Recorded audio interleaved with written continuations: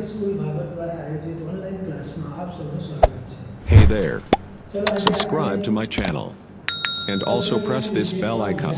રૂપો અને તેના પ્રકારો પ્રકરણ નંબર 1 માં આપણે જટિલ સંયુક્ત વિધાનમાં આદ્ય સ્તંભ કઈ રીતે રચ્યા, હરોળો કઈ રીતે બનાવવામાં આવે છે એ સમજ્યા અને આદ્ય સ્તંભમાં હરોળોમાં સત્યતા મૂલ્ય કઈ રીતે તારવવું એના લગતો નિયમ આપણે સમજી લીધો। હવે નેક્સ્ટ મુદ્દો છે કે સત્યતા કોષ્ટકમાં એટલે કે જટિલ સંયુક્ત વિધાન માટે સત્યતા કોષ્ટકમાં આદ્ય સ્તંભો ઉપરાંત અન્ય સ્તંભોનો રચનાને લગતો નિયમ સમજવાનો છે। તો શું છે? સત્યતા કોષ્ટકમાં આદ્ય સ્તંભો ઉપરાંત અન્ય સ્તંભો જેને આપણે ગૌણ સ્તંભ કહીએ છીએ ને લગતો નિયમ સમજવાનો છે। તો વિદ્યાર્થી મિત્રો એ સમજવાનું છે, ધ્યાનપૂર્વક સમજજો। ઈઝી છે પણ એક વખત સમજશું તો તમને આવડશે। કોઈ પણ જટિલ સંયુક્ત વિધાન માટે જો સત્યતા કોષ્ટકની રચના અથવા તો સત્યતા કોષ્ટક દોરવામાં આવે તો સર્વપ્રથમ આપણે આદ્ય સ્તંભની રચના કરતા હોય છે। આદ્ય સ્તંભની રચના કર્યા પછી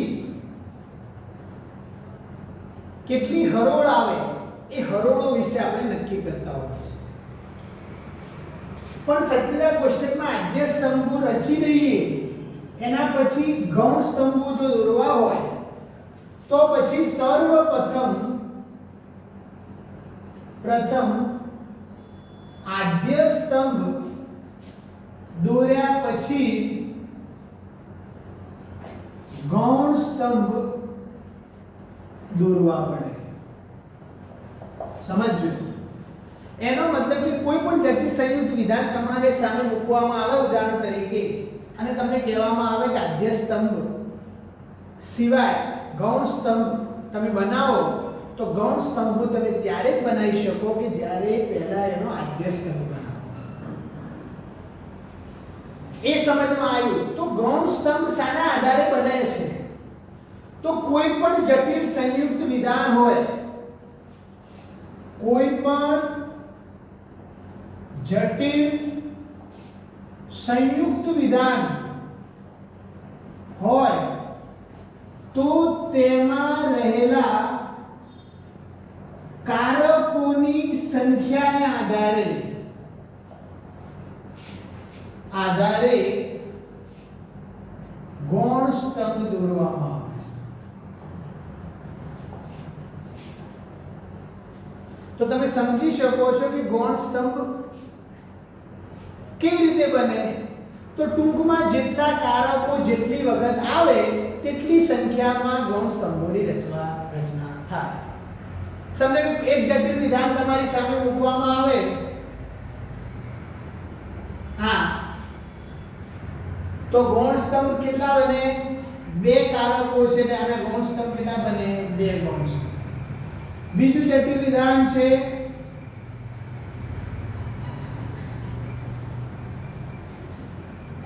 આવું હોય તો ગૌણ સ્તંભ કેટલા બને?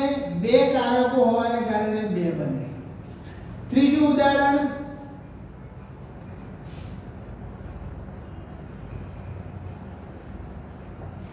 તો આમાં ગૌણ સ્તંભ કેટલા બને? 1 2 અને 3 ગૌણ સ્તંભ। તો તમે સમજી શકો છો કે જેટલા કારકો આવે જેટલી વખત એટલા ગૌણ સ્તંભોની રચના થાય। તો આ નિયમને અનુસરીને આપણે 3 ઉદાહરણ છે સ્ટેપ બાય સ્ટેપ આપણે સમજવાના છે। તમારી બુકમાં આ ઉદાહરણ આપેલા છે અને એ ઉદાહરણનો સત્યતા કોષ્ટક આપેલો છે અને સીધું ખાલી વર્ણન સમજવાનું છે। પણ આપણે એ વિધાન પરથી સત્યતા કોષ્ટક પણ કઈ રીતે આવે એ આપણે એ વિધાન ઉપરથી આ થિયરીના આધારે આપણે દોરવાનું છે કયો નિયમ લાગુ પડે કેવી રીતે આવે તો પહેલું વિધાન લીધું છે ઉદાહરણ તરીકે કયું છે p વિકલ્પન નહીં p આ વિધાન લીધું છે તો આનું આપણે સત્યતા કોષ્ટક દોરવાનું છે શાનું આનું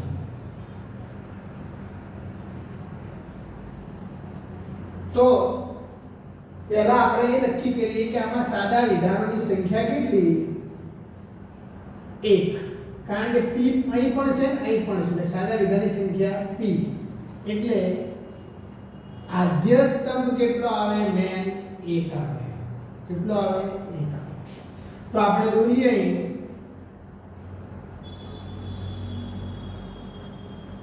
p નો એક સ્તંભ આવે આદ્ય સ્તંભ ઓકે સમજો વિદ્યાર્થી મિત્રો આ કયો સ્તંભ છે આદ્ય સ્તંભ જેટલા વિધાન સાદા હોય એટલા આવે તો અહીં બંને વિધાનો સેમ છે એટલે એક જ સાદું વિધાન છે એટલે આદ્ય સ્તંભ કેટલો 1 આવે હવે ગૌણ સ્તંભો કેટલા આવે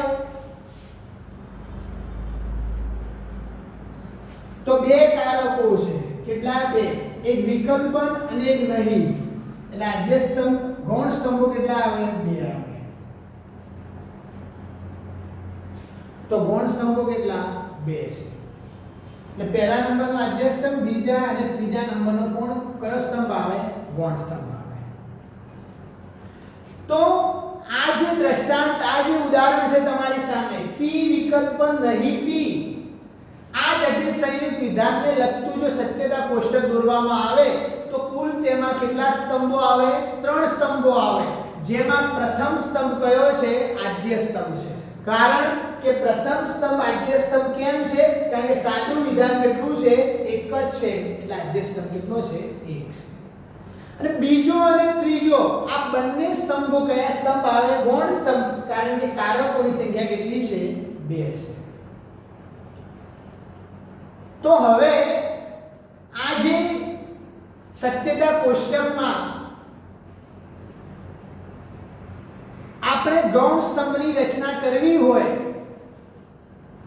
તો જેમાં બીજા સ્તંભની રચનાને જોઈએ તો બીજા સ્તંભની રચના મતલબ કે આ સ્તંભને તમે નંબર 1 આપો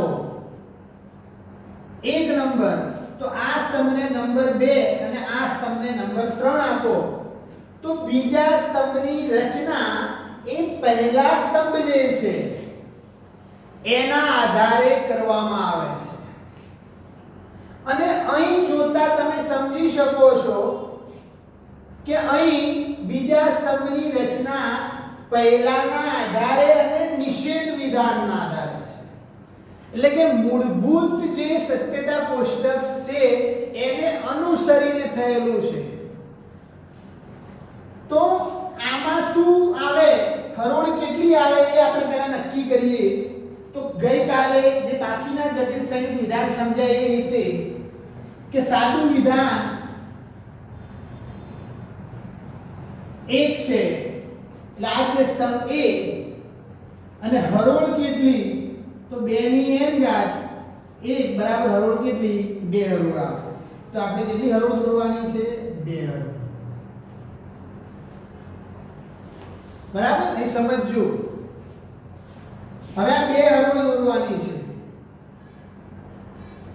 હવે આમાં TF નું જૂથ દર્શાવવાનું છે શું આવે તો TF નું જૂથ શું સૂત્ર આવે 2 ની m - 1 2 ની m કેટલું પહેલો સ્તંભ એટલે 1 ને શું 2 0 બરાબર 1 TF નું જૂથ કેટલું આવે 1 t ની સંખ્યા કેટલી તો 2 ની n - m કેટલા સ્તંભ છે 1 છે એટલે n કેટલા 1 m 1 બરાબર કેટલા થાય 2 0 બરાબર 1 t ની સંખ્યા 1 તો f ની સંખ્યા પણ કેટલી આવશે સેમ સૂત્રના આધારે 1 તો t ની સંખ્યા 1 અને f ની સંખ્યા 1 1 t 1 f અને આવું જૂથ કેટલું એક જૂથ એટલે t અને f આમ આવે આ આગળનું જે જટિલ સંયુક્ત વિધાનમાં સત્યતા મૂલ્ય દર્શાવવાનું છે એના આધારે આપણે નોંધ્યું. હવે આપણે ગૌણ સ્તંભોમાં સત્યતા મૂલ્ય કઈ રીતે નક્કી કરશો? તો બીજો સ્તંભ કઈ રીતે લેવામાં આવે? પહેલા સ્તંભના આધારે. એટલે આ પહેલા નંબરનો સ્તંભ છે, આદ્ય સ્તંભ. કયા નંબરનો? પહેલા નંબરનો. તો બીજા સ્તંભની રચના પહેલા સ્તંભના આધારે, અને એ પણ નિષેધ વિધાન. કયું? નિષેધ. તો અહીં તમે લખી શકો કઈ રીતે નિર્દેશન કરવામાં આવે છે? તો પહેલા સ્તંભના આધારે નિષેધ. તો સ્તંભ નંબર પહેલો છે આ, અને પહેલા સ્તંભના આધારે લીધું એટલે પહેલો, અને નિષેધ લીધું એટલે નિષેધ. તો આ નીચે હકીકત દર્શાવી છે કે બીજા નંબરનો ગૌણ સ્તંભ કોના આધારે લીધો? પહેલા સ્તંભના આધારે અને નિષેધ. બરાબર? એવી જ રીતે ત્રીજા સ્તંભની રચના કોના આધારે લેવામાં આવે છે? તો પહેલા અને બીજા સ્તંભના આધારે. એટલે પહેલા નંબરના બીજા સ્તંભના આધારે નીચે હકીકત નિર્દેશ કરેલી છે. અને કયા કારક માટે લીધો? તો વિકલ્પન માટે. તો અહીં P, તો અહીં શું? P વિકલ્પન શું? નિષેધ. આ બે સ્તંભની ગૌણની રચના કરી અને એક સ્તંભ કયો? આદ્ય સ્તંભ. તો આવી રચના થાય. તો હવે આમાં શું આવે? જો પહેલા સ્તંભના નિષેધ લીધું હોય તો પહેલો સ્તંભ જો સત્ય હોય તો આ કયું આવે? અસત્ય. અને પહેલો સ્તંભ જો અસત્ય હોય તો આ કયો આવે? સત્ય. આ સીધી વાત છે, કારણ કે નિષેધ લીધું છે. અને નિષેધ લીધું હોય, P સાદું વિધાન સાચું છે, નથી લેવામાં આવે નિષેધ તરીકે, એટલે કે નહીંનું તાર્કિક કાર્ય ઉપયોગ કરવામાં આવે તો એ વિધાન કેવું થઈ જાય? નકારાત્મક થઈ જાય. એટલે પહેલું જો સત્ય હોય તો એ અસત્ય, પહેલું જો અસત્ય હોય તો એ સત્ય. તો આ કઈ રીતે લેવામાં આવે?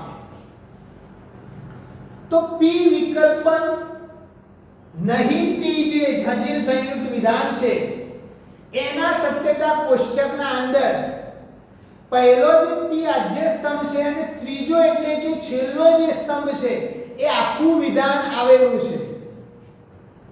માટે તમે સમજી શકો છો, તમારી બુકમાં આપ્યું એ નિયમના આધારે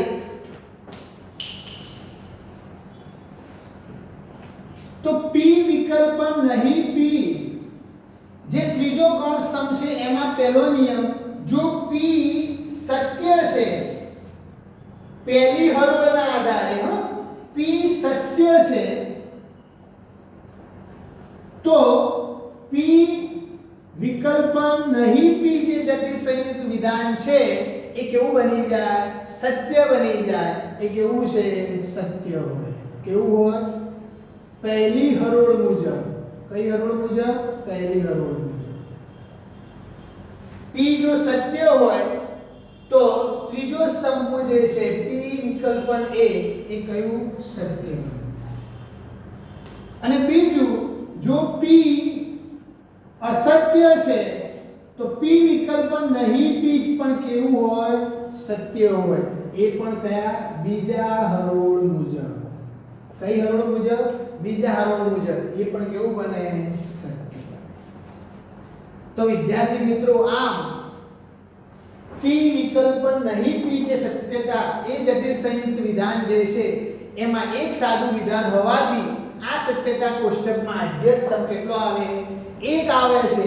જ્યારે બે તાર્કિક કારકો નહીં અને વિકલ્પન હોવાથી એમાં ગૌણ સ્તંભની સંખ્યા કેટલી આવે છે? 2 આવે છે. આ મળી કુલ 3 સ્તંભોની રચના થયેલી હોય છે. તેમજ આદ્ય સ્તંભ એક જ હોવાથી હરોળની સંખ્યા પણ કેટલી આવે? 2 આવે. એ સૂત્રના આધારે આપણે નક્કી કર્યું અને સૂત્રના આધારે આપણે લખ્યું. અને સત્યતા કોષ્ટક દ્વારા P વિકલ્પન નહીં P જે જટિલ સંયુક્ત વિધાન છે એના સત્યતા મૂલ્યો આ રીતે નક્કી કરવામાં આવે છે. તો આ ઉદાહરણ આના માટે છે. હવે આપણે બીજું ઉદાહરણ સમજીએ.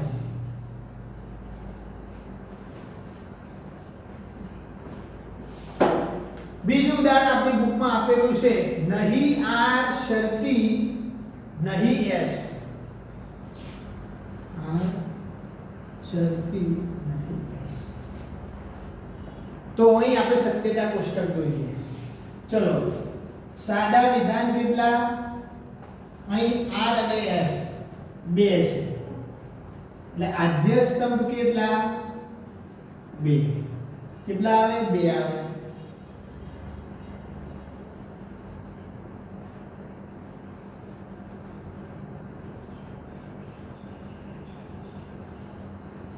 નંબર 1 નંબર 2 આ શું છે? આદ્ય સ્તંભ. એક કયો? r નો અને એક કયો? s નો. આ આવે બરાબર. ચલો આદ્ય સ્તંભમાં આપણે પહેલેથી કેટલી હરોળ આવે? હરોળ કેટલી? 2 ની n ઘાત બરાબર 2 ની 2 બરાબર શું? 2 ગુણ્યા 2 બરાબર 4. હરોળ કેટલી? 4. 1 2 3 અને 4. 4 હરોળ થઈ.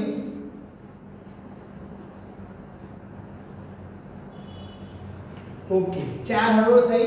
આગળના સૂત્ર પ્રમાણે ચલો આ બંનેમાં t નું tf જૂથ નક્કી કરવું હોય તો rs નું tf જૂથ કેટલું? r માટે tf જૂથ ની સંખ્યા કેટલી? તો 2 ની m - 1. તો r માટે પહેલું 1 એટલે m બરાબર કેટલું? 1 - 1 બરાબર 2 0 બરાબર શું થાય? 1. તો tf જૂથ કેટલી સંખ્યા? 1. t ની સંખ્યા કેટલી? તો 2 ની n - m બરાબર 2 ની શું? n એટલે સાદા સ્તંભની સંખ્યા કેટલી? 2 -1 1 - 1 2 - 1 એટલે 1 એટલે 2. t ની સંખ્યા કેટલી? 2. તો f ની સંખ્યા પણ કેટલી આવે? 2 જ આવે. tf નું જૂથ કેટલું લેવાનું? 1. એમાં t ની સંખ્યા 2 એટલે t અને f ની સંખ્યા 2 f. આવું જૂથ આવે કોના માટે? r માટે. તો t f અને f. આ ગઈ લાસ્ટ જે લેક્ચર જોયું એના આધારે સૂત્રના આધારે આ s માટે શું? તો s માટે tf જૂથની સંખ્યા કેટલી? 2 ની m - 1. તો s માટે 2 m એટલે કેટલા? 2 - 1 કેટલા? 2. tf જૂથની સંખ્યા કેટલી? 2. t ની સંખ્યા કેટલી? 2 ની n - m બરાબર 2 ની n ની સંખ્યા 2 m ની સંખ્યા 2 2 0 બરાબર 1. તો t ની સંખ્યા કેટલી? 1. તો f ની સંખ્યા કેટલી? 1. તો tf ના જૂથ કેટલા? 2. એમાં t1 અને f1 એવું એક જૂથ એટલે એક આવું જૂથ અને બીજું એક આવું જૂથ. બે જૂથ. તો આવું આવે તો tf tf. ઓકે. તો આપણે આ ગઈકાલના સૂત્રના આધારે આ બે આદ્ય સ્તંભના અંદર હરોળમાં સત્યતા મૂલ્ય નક્કી કર્યું. હવે આપણે આને કાઢી દઉં છું. હવે આપણે ગૌણ સ્તંભની રચના કરવાની છે. તાર્કિક કારકો કેટલા? તાર્કિક કારકો કેટલા? 3 છે. માટે ગૌણ સ્તંભ કેટલા? 3 આવે. ઓકે. તો 3 નંબર 4 નંબર અને 5 નંબર. 1 2 અને 3. તો ત્રીજો, ચોથો અને પાંચમો એ શું છે? ગૌણ સ્તંભ આવે. બરાબર. તો આ આદ્ય સ્તંભ છે અને આ કયો સ્તંભ છે? ગૌણ સ્તંભ છે. બરાબર. હવે આપણે આ ગૌણ સ્તંભમાં ત્રીજા નંબરના સ્તંભમાં કોના આધારે આવે? તો પહેલા સ્તંભના આધારે નિષેધ આવે. પહેલો સ્તંભના આધારે અને નિષેધના આધારે. એટલે આ તો અહીં શું લખશો? અહીં નીચે પહેલો સ્તંભનો આધાર અને કેવું? નિષેધ. ચોથા નંબરનો જે સ્તંભ છે એ બીજા સ્તંભના આધારે નિષેધ તો સ્તંભ નંબર 2 અને કયો નિષેધ માટે નિષેધ કયો બીજા નંબરનો સ્તંભ એટલે S ના આધારે અને એ પણ કયો નિષેધ અને પાંચમા નંબરનો સ્તંભ કોના આધારે આવ્યો તો ત્રીજા અને ચોથાના આધારે અને એ પણ સાનો શરતી એટલે ત્રીજો ચોથા સ્તંભના આધારે કેવો શરતી એટલે ત્રીજો સ્તંભ કયો છે R ચોથો સ્તંભ કયો છે S અને એ પણ કયું શરતી તો આ ઉદાહરણ પરથી તમે સમજી શકો છો કે નહીં R શરતી નહીં S નહીં R અથવા તો નહીં S જે છે આ જટિલ સંયુક્ત વિધાનને લગતું જો સત્યતા કોષ્ટક દોરવામાં આવે તો કુલ 5 સ્તંભો બને છે જેમાં પ્રથમ જે બે સ્તંભ છે એ કયા છે આદ્ય સ્તંભો છે અને પછીના જે ત્રીજો ચોથો અને પાંચમા જે સ્તંભ છે એ કયા સ્તંભો છે ગૌણ સ્તંભો છે તો ત્રીજા સ્તંભની રચના કોના આધારે કરી પહેલા સ્તંભને આધારે અને નિષેધ વિધાનને લીધે કરી ચોથા સ્તંભની રચના બીજા સ્તંભને આધારે અને નિષેધ વિધાનને મૂળભૂત ઘટક તરીકે લીધો અને પાંચમા સ્તંભની રચના એ ત્રીજા અને ચોથા સ્તંભના લીધે અને કયું શરતી વિધાનને લીધે તો અહીં આનું સત્યતા મૂલ્ય આપણે દોરવું હોય તો કઈ રીતે દોરશું તો તમે ખુદ સમજી શકો છો જો R સાચું છે તો નહીં R નેગેટિવ થઈ જાય એટલે એ કયું થઈ જાય ખોટું જો R સાચું છે તો બીજી હરોળમાં આમાં શું આવે ખોટું જો આ સત્ય હોય અસત્ય હોય તો આ કેવું સત્ય આ અસત્ય હોય તો આ કયું સત્ય એ દોર્યું ઓકે ચલો ચોથું જે બીજા સ્તંભને આધારે છે જો આ સત્ય S તો નહીં S કેવું અસત્ય જો અસત્ય તો નહીં S કેવું સત્ય જો સત્ય તો નહીં S કેવું અસત્ય આ જો અસત્ય તો આ કેવું સત્ય બને કારણ કે નિષેધ છે આ સાચું હોય તો આ નેગેટિવ અસત્ય થઈ જાય આ અસત્ય હોય તો આ નેગેટિવમાં સત્ય થઈ જાય આ થયું તો હવે પાંચમા સ્તંભના નિયમને જોઈએ તો ચારે હરોળ મુજબ જો R અને S બંને સત્ય હોય પહેલો નિયમ કોના માટે પાંચમો સ્તંભ આ સ્તંભ માટે જો R અને S બંને સત્ય હોય તો R અને S બંને સત્ય હોય તો પહેલી હરોળ મુજબ હરોળ નંબર 1 હરોળ નંબર 2 હરોળ નંબર 3 હરોળ નંબર 4 તો પહેલી હરોળ મુજબ જો R અને S સત્ય હોય તો પહેલું વિધાન જે જટિલ સંયુક્ત વિધાન છે પહેલી હરોળ મુજબ એ કયું આવે તો નહીં R શરતી નહીં S એ કેવું હોય સત્ય હોય કઈ પહેલી હરોળ મુજબ તો આ કયું આવે T બીજું જો R સત્ય અને S અસત્ય હોય જો R સત્ય અને S અસત્ય હોય જો R સત્ય અને S અસત્ય હોય તો આ સ્તંભવાળા વિધાનમાં એ કેવું હોય સત્ય હોય કઈ હરોળ મુજબ બીજી હરોળ મુજબ જો આ સત્ય અને આ અસત્ય હોય તો આ કયું હોય સત્ય એવી રીતે ત્રીજું જો R અસત્ય અને S સત્ય હોય તો R શરતી S એ કેવું આવે તો અસત્ય હોય કઈ હરોળ મુજબ ત્રીજી હરોળ મુજબ તો કેવું અસત્ય અને ચોથું, જો R અને S બંને કેવા હોય અસત્ય, તો R શરતી નહીં S એ કેવું હોય સત્ય હોય. કઈ હરોળ મુજબ? ચોથી હરોળ મુજબ. તો શું આવે? સત્ય. તો વિદ્યાર્થી મિત્રો, આ નહીં R શરતી જે વિધાન જે છે, આ શરતી વિધાન જે છે જટિલ સંયુક્ત વિધાન, એ ઉપરના સત્યતા કોષ્ટકના આધારે આપણે સમજી શકીએ છીએ કે આદ્ય સ્તંભની સંખ્યા 2 છે અને 3 તાર્કિક કારકો હોવાથી 1 2 અને 3 ગૌણ સ્તંભની રચના કેટલી થાય છે? 3 થાય છે. આ રીતે કુલ 5 સ્તંભોની રચના થયેલી હોય છે અને તેમાં પણ આદ્ય સ્તંભ 2 હોવાથી એની હરોળની સંખ્યા કેટલી છે? 4 છે.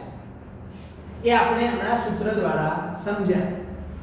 તો આ સત્યતા કોષ્ટકમાં આ જે જટિલ સંયુક્ત વિધાન છે, નહીં R શરતી વિધાન વાળું, આ જટિલ સંયુક્ત વિધાનના અસત્ય વિધાનના સત્યતા મૂલ્ય અંગેનું જે વર્ણન જે છે એ આપણે આના આધારે સમજી શકીએ છીએ.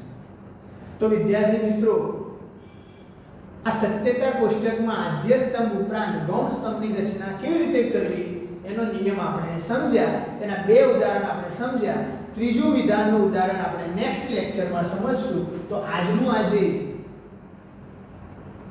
વિધાનના રૂપો અને તેના પ્રકારોમાં સત્યતા કોષ્ટકમાં આદ્ય સ્તંભ ઉપરાંત નવા ગૌણ સ્તંભો કોના આધારે રચવા એ તમે સમજી શક્યા કે જેટલા કારકોની સંખ્યા એટલા ગૌણ સ્તંભ આવે. તો નેક્સ્ટ લેક્ચરમાં આપણે ત્રીજું ઉદાહરણ સમજશું અને આગળના ટોપિક તરફ જઈશું. તો આજનો લેક્ચર આપણે પૂરું કરીએ છીએ.